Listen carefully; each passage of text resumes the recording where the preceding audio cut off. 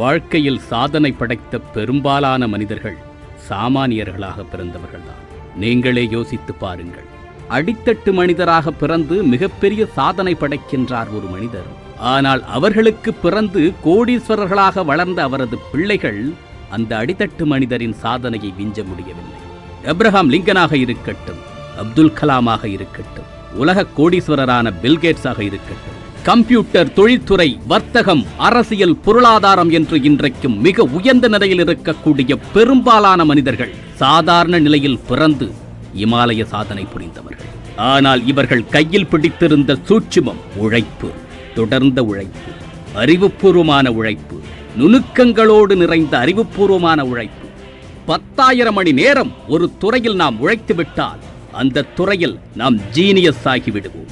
அது எந்த துறையாக இருந்தாலும் சரி, 10,000 மணி நேரம் அந்த துறைக்காக நாம் உழைக்க வேண்டும். ஒரு நாளைக்கு 8 மணி நேரம் உழைப்பதாக எடுத்துக்கொண்டால், வருடத்தில் 300 நாட்களாவது வேலை செய்வதாக வைத்துக் கொண்டால், குறைந்தது 4 ஆண்டுகள் அந்த துறையில் போராட வேண்டும். அப்பொழுதுதான் அந்த துறையில் சாதனை என்பது துளிர்விடும். நண்பர்களே, படிப்பறிவில்லாதவன் வாழ்க்கையில் உயர்ந்த நிலையை அடைந்து விடலாம். மிகப்பெரிய பின்புலமும் பலமும் இல்லாதவர்கள் கூட வாழ்க்கையில் உயர்ந்த நிலையை எய்துவிட முடியும். நற்சிந்தனைகளும் நல்ல குணங்களும் இல்லாதவர்கள் கூட வாழ்க்கையில் மிகப்பெரிய ஸ்தானத்தை அடைந்திருக்கின்றார்கள். ஆனால் எந்த ஒரு சாதனையாளனும் உழைக்காமல் அந்த சாதனையை பெற்றுவிடவில்லை என்பதை மாத்திரம் மனதில் வைத்துக் கொள்ளுங்கள். நீங்கள் கேட்கலாம், ஒரு நாளைக்கு 10 மணி நேரம் வேலை செய்யும் தொழிலாளர்கள் உழைத்துக் கொண்டிருக்கின்றார்கள், அவர்கள் வாழ்க்கையில் என்ன முன்னேற்றத்தை கண்டார்கள்? ஒரு நாளைக்கு 10 மணி நேரம் சுமை தூக்குகின்ற தொழிலாளி கூட கடுமையாக உழைத்துக் கொண்டுதான் இருக்கின்றார், அவர் வாழ்க்கையில் என்ன முன்னேற்றத்தை கண்டிருக்கிறார் என்று நீங்கள் கேட்கலாம். நண்பர்களே, உடல் உழைப்பு என்பதை விட அறிவால் உழைப்பது என்பதுதான் முக்கியமானது. வாழ்க்கை என்பது ஒரு சதுரங்க வேட்டை. இங்கு உடல் பலம் உள்ளவர்களுக்கு வெற்றி கிட்டாது, அறிவில் பலம் உள்ளவர்களுக்கு மாத்திரம்தான் வெற்றி கிட்டும். காரியங்கள் செய்வது மாத்திரமல்ல வாழ்க்கை, காய் நகர்த்துவதுதான் வாழ்க்கை. நம் எதிரில் நமக்கு இடையூறாக நிற்கின்ற அத்தனையும் நமது தடைக்கற்கள். அதை எப்படி சாதுரியமாக தகர்த்தெறிந்து விட்டு முன்னேறுவது என்பதை யோசித்து யோசித்து ஒவ்வொரு அடியையும் எடுத்து வையுங்கள். சரியான நேரத்தில் முறையான முடிவுகளை எடுப்பவர்கள் மாத்திரமே வெற்றியாளர்கள். தனக்கு கிடைக்கக்கூடிய சந்தர்ப்பத்தை எல்லாம் வாய்ப்பாக பயன்படுத்திக் கொள்பவர்கள் தான் வெற்றியாளர்கள்.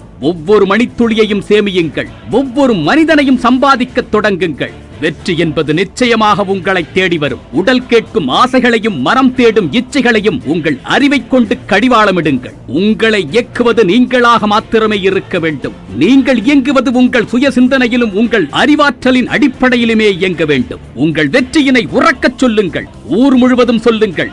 அது உங்கள் மேல் உங்களுக்கு இருக்கும் தன்னம்பிக்கையை மேலும் மேலும் மேம்படுத்தும். உங்கள் தோல்விகளை உள் மனதில் கூட நினைத்து பார்க்காதீர்கள், அது உங்கள் செயல்பாட்டையே முடக்கிவிடும். தோல்வியிலிருந்து நாம் கற்றுக்கொள்ள வேண்டியது பாடங்கள் மாத்திரம்தான். தோல்விகளையே சுமந்து நடப்பதற்கு அது நம் வாரிசு கிடையாது. நான் வெற்றியாளன், நான் வெற்றி பெறுவேன், நான் நிச்சயமாக வெற்றி பெறுவேன் என்று மனதிற்குள் சொல்லிக் கொண்டே இருங்கள்.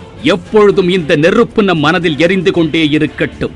நாம் உறங்கும் போதும் உறங்காமல் இந்த நெருப்பு நம் சிந்தனையில் எரிந்து கொண்டே இருக்கட்டும். வெற்றிக்கு நாள் குறிப்பது நம் கையில் தான் இருக்கிறது. Download Moj.